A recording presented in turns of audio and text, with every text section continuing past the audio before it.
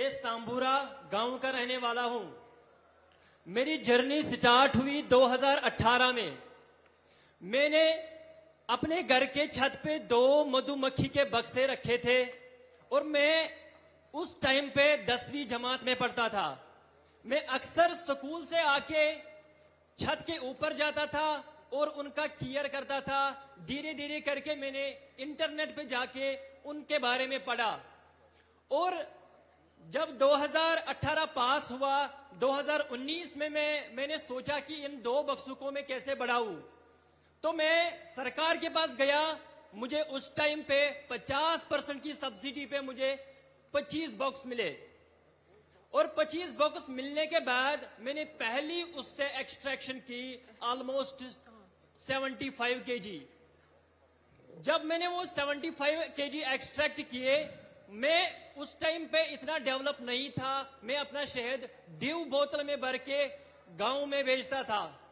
उस टाइम पे मेरी पहली आमदनी थी 60,000 रुपए। जिस टाइम पे मुझे ये 60,000 रुपए मिले, मेरे घर वाले भी बहुत खुश हो गए। मैं भी मोटिवेशन से फुल ऑफ पावर हो गया कि मुझे 60,000 रुपए मिले। और धीरे धीरे करके ये सफर मैंने सर आगे लिया और धीरे धीरे करके मैंने 200 बॉक्स अपना कायम किए। वो 200 बॉक्स कैसे हो गए? मैंने उस टाइम पे एक सहारा लिया PMEGP का। PMEGP के तौर मुझे 5 लाख रुपए मिले और मैंने अपना एक कारोबार बढ़ाया। और 2020 में मैंने सर अपनी वेबसाइट खोली और वेबसाइट खोलने के बाद धीरे धीरे मेरा एक बड़ा ब्रांड बन गया। और ब्रांड बनने के बाद हमने ऑनलाइन हजारों केजीज के शहद बेचे। मेरी वेबसाइट पे 2023 में 5,000 केजी शहद बिके हैं। और धीरे धीरे करके ये सफर आगे बढ़ा सर। मैंने 2000 मधुमक्खी के बक्से बना लिए और मेरे साथ मैंने अकेला ही काम नहीं किया। मैंने सोचा खुद ही मैं अपना बेनिफिट नहीं लूंगा, मैं और को बढ़ावा दूंगा, अपनी यूथ को इसके साथ जोड़ूंगा। धीरे धीरे करके मेरे साथ लगभग 100 बंदे सर जुड़ गए जो ये मधुमक्खी का काम करते हैं। 100 जोड़ने के बाद धीरे धीरे मैं सर आगे बढ़ा और 2023 में मुझे सर FPO मिला। और FPO के मिलने के बाद अब हमारे पास सर कोई टेंशन ही नहीं। अब तो हम FPO के थ्रू मार्केटिंग लिंकेजेस, एक स्टॉल लगाने पर सर हमें एक स्टॉल में हमने 1 लाख रुपए कमाया। और वो भी सर डिजिटली। हमें दिक्कत होती थी पहले जब एग्जीबिशंस में जाते थे, 1 लाख रुपए जेब में कैसे घूमते थे सर। क्योंकि आज हमारा UPI सिस्टम है। आजकल हमारी 98% पेमेंट डिजिटली हो रही है। तो डिजिटली ट्रांसफॉर्म होने के बाद सर उसके साथ हम भी आगे बढ़े, देश के साथ हम भी सर आगे बढ़े। Thanks sir. नाजिम जी, जब पढ़ाई करते थे तब क्या सपना था? सर जिस टाइम पे मैं 10वीं जमात में था तो मेरा सपना, पहले घर वाले मुझे बोलते थे आप डॉक्टर बनो, आप इंजीनियर बनो। तो मैंने घर वालों का मैं नहीं सुनता था। मैंने सोचा सर मैं अपना दिल का सुनूंगा। तो मैं जब 2 बक्सों के पास गया था तो मैंने सोचा नहीं, मुझे डॉक्टर और इंजीनियर में इंटरेस्ट नहीं है, जो मुझे खुद लगे मैं वो करूंगा। और धीरे धीरे के सर करके मैंने अपना मधुमक्खी का काम संभाला। परिवार आपकी क्षमता को जानता था, आप डॉक्टर बन सकते थे, लेकिन आपने वो रास्ता नहीं चुना और आपने एक प्रकार से स्वीट रिवॉल्यूशन, हमने ग्रीन रिवॉल्यूशन सुना है, हमने व्हाइट रिवॉल्यूशन सुना है। आज मेरा कश्मीर नाजिम जैसे युवाओं के कारण स्वीट रिवॉल्यूशन का नेतृत्व कर रहा है। बहुत बहुत बधाई।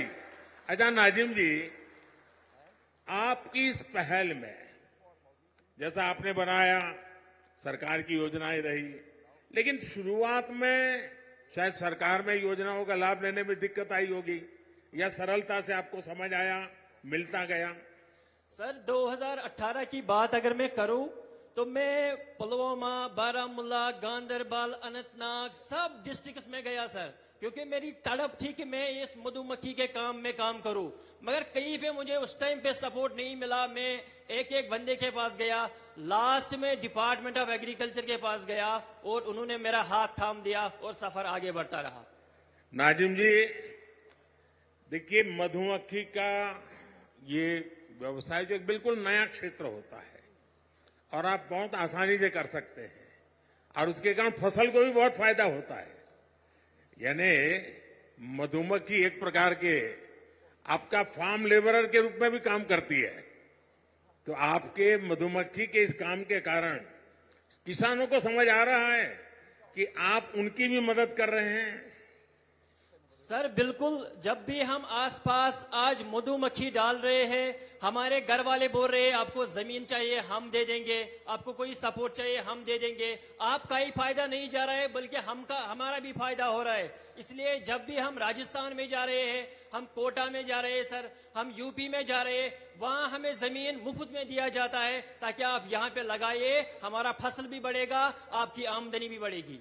नाजिम जी, आप इतना सारा करते हैं, एक सुझाव मैं देता हूं और आप ऑनलाइन भी करते हैं।